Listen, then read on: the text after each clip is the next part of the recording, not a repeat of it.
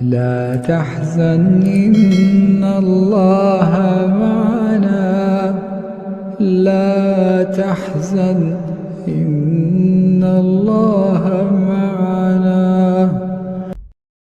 آیت الکرسی ایک لمبی آیت، جیسے آیت البر ایک لمبی آیت تھی، اور اس کو حضور نے فرمایا ہے سیدۃ آیات القرآن، پورے قرآن مجید کی آیات کی سردار ہے یہ آیت۔ اور یہ شرک فی الصفات کے ضمن میں یہ شمشیر قاطع ہے، شمشیر برہان ہے۔ اللہ لا الہ الا ہو الحی القیوم، یہ وہی ہے۔ قل هو اللہ احد اللہ الصمد الحی، اللہ زندہ ہے، لیکن اس کی زندگی کو اپنی زندگی پر قیاس نہ کرنا۔ تمہیں خوراک کی احتیاج ہے، اسے کوئی ضرورت نہیں۔ ما اريد منهم من رزق وما اريد ان يطعمون، مجھے کوئی احتیاج نہیں کہ مجھے کوئی رزق پہنچائیں، رزق دیں، مجھے کھلائیں، مجھے کوئی ضرورت نہیں۔ پھر تمہاری حیات نیند، اونگ، تھکان، ان تمام کمزوریوں کے ساتھ ہے۔ وہ الحی ہے، اپنی ذات میں خود زندہ ہے، حیات اس کی ذاتی ہے، کسی اور نے عطا نہیں کی ہے۔ ہماری تو مستعار ہے، عمر دراز مانگ کے لائے تھے 4 دن، 2 آرزو میں کٹ گئے، 2 انتظار میں۔ اور القیوم بقیہ پوری کائنات کے لیے وہی ہے، اس کو تھامے ہوئے ہے۔ لا تاخذہ سنۃ ولا نوم، الحی، حیات کامل، کہ اس کو نہ نیند آتی ہے نہ اونگ آتی ہے۔ لہ ما فی السماوات و ما فی الارض، آسمان اور زمین میں جو کچھ ہے اسی کی ملکیت ہے۔ تم کسٹوڈینز ہو، تم امین ہو، این امانت چند روزہ نزد ماست، در حقیقت مالک شے ہر شے خداست۔ یہاں تک کہ یہ میرا جسم بھی میرے پاس امانت ہے۔ میں کون ہوں؟ میری خودی، میری انا، میری روح جو پوزیس کرتی ہے اس بدن کو، لیکن یہ پوزیشن ملکیت کا نہیں ہے، امانت کا ہے۔ یہ امانت، یہ ہاتھ بھی امانت ہے، میری زبان بھی امانت ہے، میری آنکھیں بھی امانت ہے۔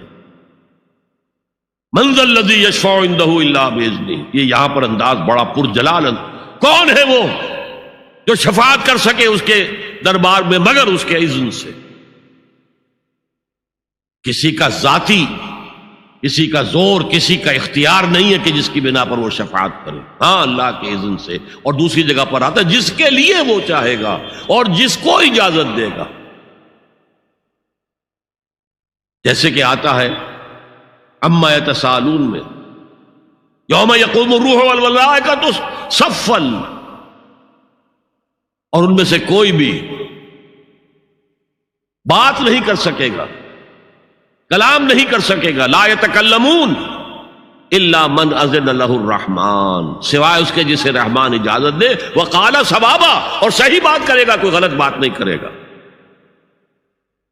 یعلم ما بین ایدیہم وما خلفہم ولا یحیطون بشیء من علمہ الا بما شاء، وہ تو جانتا ہے جو کچھ بھی ان کے سامنے ہے اور ان کے پیچھے ہے، اور یہ کوئی احاطہ نہیں کر سکتا مخلوقات میں سے، اس کے علم میں سے کسی کا بھی، سوائے اس کے جو وہ خود چاہے۔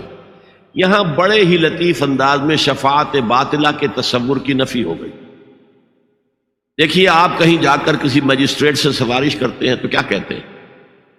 اجی یہ فائل کے اوپر جو کچھ ہے آپ اس پر نہ جائیے، یہ گواہیاں وغیرہ جھوٹی ہو گئی ہیں، میں آپ کو بتاتا ہوں اصل بات کیا ہے۔ اللہ کے سامنے کوئی یہ کہہ سکے گا اے اللہ تیرے علم میں نہیں ہے، میرے علم میں ہے؟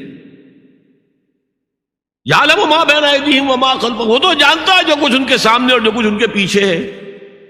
ولا یحیطون بشیء من علمہ الا بما شاء، اور ان میں سے کوئی بھی، جیسے کہ میں ابھی بتا چکا ہوں، بریلوی مکتب فکر بھی کہہ رہا ہے کہ اللہ کا دیا ہوا علم ہے، محمد رسول اللہ کا جتنا ہے، لا محدود نہیں ہے، محدود ہے، قدیم نہیں ہے، حادث ہے، تو جتنا اللہ چاہتا ہے، جس کے لیے جتنا چاہتا ہے، لیکن اس کے علم میں سے احاطہ نہیں کر سکتا کوئی مگر جو وہ چاہے۔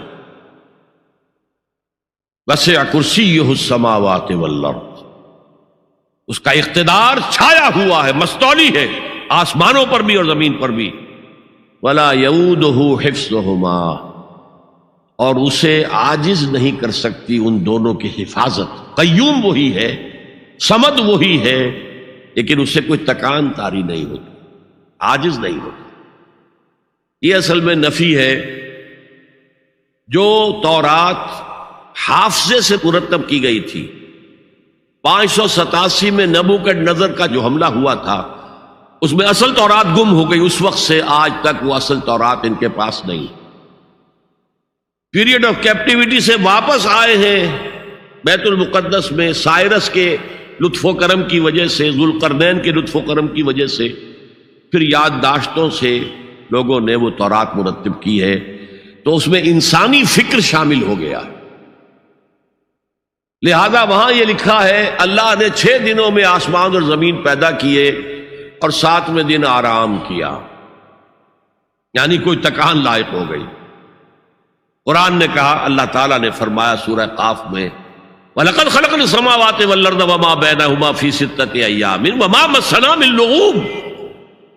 یقیناً ہم نے آسمان اور زمین اور جو کچھ ان دونوں کے مابین ہے انہیں 6 ہی دنوں میں پیدا کیا، وہ بات ٹھیک ہے، لیکن ہمیں کوئی تکان لائق نہیں ہوئی کہ ہمیں کسی آرام کی ضرورت ہو۔ لا یعودہ حفظہما وہو العلی العظیم، العلی وہی ہے سب سے بلند و بالا، لتکون کلمۃ اللہ ہی العلیٰ، تاکہ اللہ کا کلمہ سب سے سربلند ہو جائے، اور وہی عظیم ہے، عظمت والا۔ اللہ تعالیٰ مجھے اور آپ کو اس سے بچائے، اپنے سابقہ زندگی کے گناہوں پر توبہ کرنے کی اور اللہ سے استغفار طلب کرنے کی توفیق عطا فرمائے، اور اپنے دینی فرائض کی انجام دہی کے لیے کمر بستہ ہو جانے کا عزم مصمم کر لینے کی توفیق عطا فرمائے۔